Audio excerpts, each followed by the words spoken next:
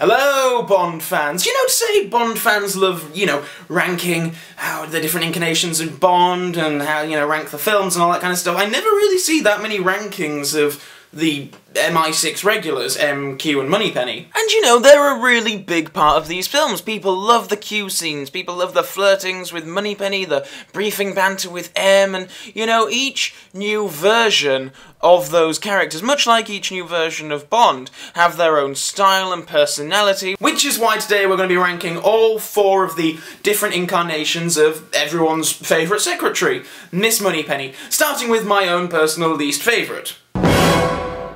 Number 5. I didn't know you were such a music lover, James.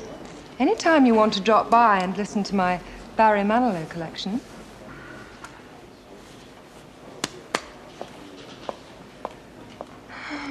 Now, no offence to Caroline Bliss, but everyone agrees that this is the weakest of the Moneypennies, right? Poor Caroline Bliss, she really never got the chance to stretch her legs as Moneypenny, did she? Much like how Dalton never really got the chance to stretch his legs as Bond. I mean, she has a good-ish introduction in The Living Daylights, where she's hanging around Q Branch a lot, for whatever reason, but in License to Kill, she's on screen for, 15 seconds? I mean, yeah, she sends Q to Bond's aid, so she's relevant for the plot, but it's still not much of an appearance, is it? I'm very, very glad that they decided to recast the role when Dalton joined, because Maxwell was getting a bit long in the tooth. Actually, let me rephrase that. Maxwell had been a bit long in the tooth for about a decade, so a recast was definitely necessary, but they kind of made Bliss into a bit of a parody of Moneypenny, with the glasses and the hair tied up like that, and how she sighs lovingly when Bond leaves her. It's all the kind of stuff Maxwell's Moneypenny would never have done. In fact, I'm pretty sure in an interview somewhere Maxwell said that she didn't want to be that kind of secretary. She didn't want to have the glasses on, she didn't want to have the hair up in a bun, she wanted to be a bit hotter, a bit more independent than that. That girl must be very talented. Maybe Bliss would have been better after a few more films in the role, but, she never got the chance to do it, so she's at the bottom of my list. Number 4. Lois Maxwell. Wait. Lois Maxwell of the Roger Moore films. Look, yes, calm down, people, calm down. Look, this is why this particular ranking video has 5 slots instead of 4, because to be honest, I find it very difficult to judge Lois Maxwell's entire career as Moneypenny in one go, so I have to split her role in the series into 2 halves, the Connery, Lazenby years, and the Moore years. I consider one of those halves better than the other, and it just so happens that I think the Moore years are the worst for Maxwell. Now, I'm not about to slag off Lois Maxwell herself, because, honestly, she's absolutely delightful to see on screen in these films, and I like that they kept her on through the Moore era instead of replacing her for, with some younger model. Fuck off, Smallbone. But how the writers, producers, directors utilise Maxwell in the Roger Moore films leaves much to be desired. They just don't give her anything to do. She's just there. There's no sexual chemistry or tension here with Roger. It's with the possible exception of For Your Eyes Only, actually. That scene is quite possibly the only one that harks back to the Connery-Maxwell days. In all the others, he's just no flirting. There's no real attempt at flirting. It pretty much falls flat. In Moonraker, all she does is tell Bond that M's office is in a different courtyard. Like I say, these issues are nothing to do with Maxwell herself, more just how she's utilised, and her chemistry with Moore leaves just much to be desired. Yeah, and I don't know, they don't have quite the same sexual friction that Connery and Maxwell had, which is a shame, as Maxwell and Moore were really good friends in real life. It's a shame that same chemistry couldn't be transferred to the screen. Number 3. Okay, it's very difficult to rank Naomi Harris at the moment because she has only had 1 film in the role, but fortunately she got enough screen time so that she could at least be evaluated a little, even if only about 10 seconds of that screen time was spent behind the actual desk. Naomi Harris is a really great actress. She's sexy, she's smart, I think she makes for a wonderful current Moneypenny, and she has a good level of chemistry with Craig, or at least in that shaving scene they have a good level of chemistry. I think it sort of, it fluctuates in other scenes. They're not quite on the same level as some other Bond-Penny pairings, but hey, they've got room to grow, and they've given her a very interesting jumping-off point to start with. I mean, no other Moneypenny has been out in the field, well, except the horse race in A View to a Kill, but none of the others have held a gun? And certainly none of them has shot Bond. I'll be interested to see how much Harris's Moneypenny grows in future installments. Who knows, maybe she'll be the best, or maybe she'll be the worst, but right now she's slap bang in the middle of my list. Number 2.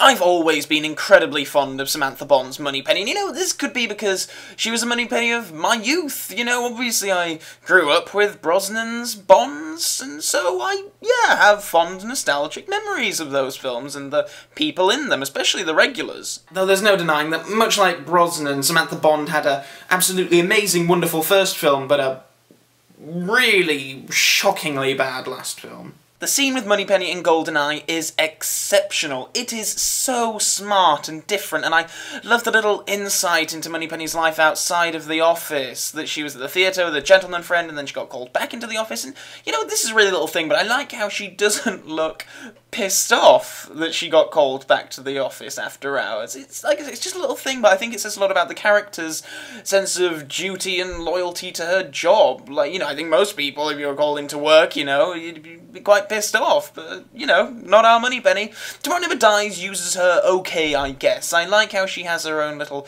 office set up in the car. I think it's a nice little callback to how Lois Maxwell seemed to be able to set up offices in submarines, ancient temples and buildings and the like.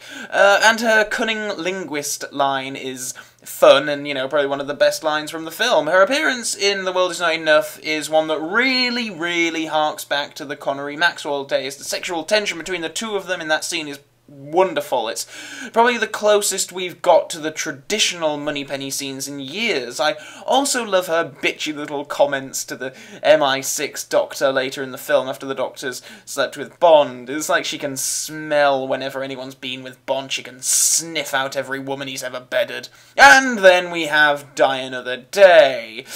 Okay, I'll admit, I really did feel something inside me break when I first saw her with the bullet in her head, and her last scene in Die Another Day is horrible.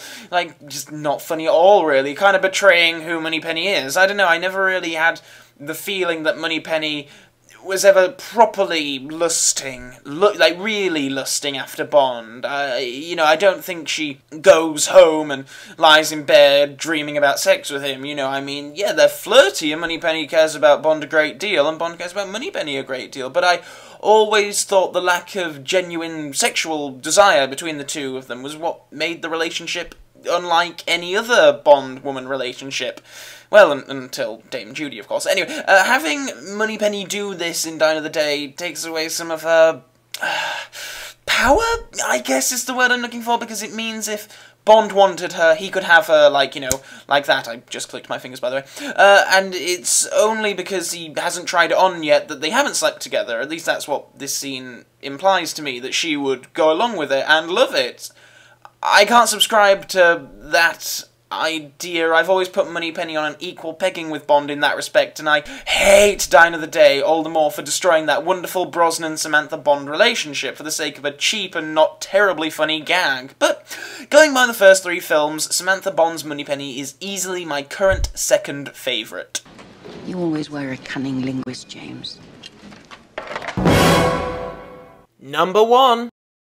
So, this isn't a surprise at all, is it? But you know what? Lois Maxwell is Miss Moneypenny in these first 7 films, and the chemistry between her and Connery is perfect. You cannot beat their interactions in these films. Well, okay, the You Only Live Twice one isn't terribly good, but all the others are just classic. Lois Maxwell has a really warm and likeable screen presence, and I think she really knew how to act as Moneypenny, and I think this is where Caroline Bliss went wrong with her films. Lois Maxwell would never be sat at her desk with her tongue hanging out or whatever when Bond entered the room. You know, she'd give back the flirting and the, you know, one-liners as good as she got it.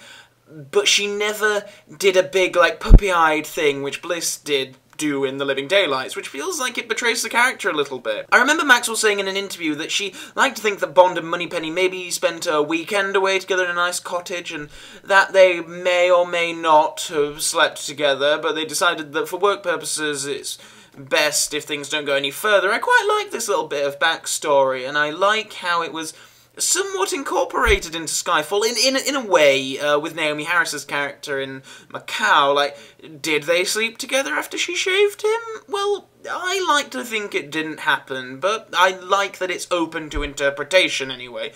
I think the best Bond Moneypenny scenes come in the first 3 films. How Connery sways with her in Dr. No is just delightful, but I think Maxwell's personal best performance is in On Her Majesty's Secret Service, which I also consider to be the most important role Moneypenny has played in these films. That bit at the wedding at the end, oh, it breaks my heart every time she catches that bloody hat. During the first 7 James Bond films, Lois Maxwell set the precedent for all future Moneypennys to follow, and even if I don't think the writers managed to keep up with that precedent throughout the more years, Maxwell herself created a classic and fun, beloved James Bond character. What would I do without you, Miss Moneypenny? Thank you.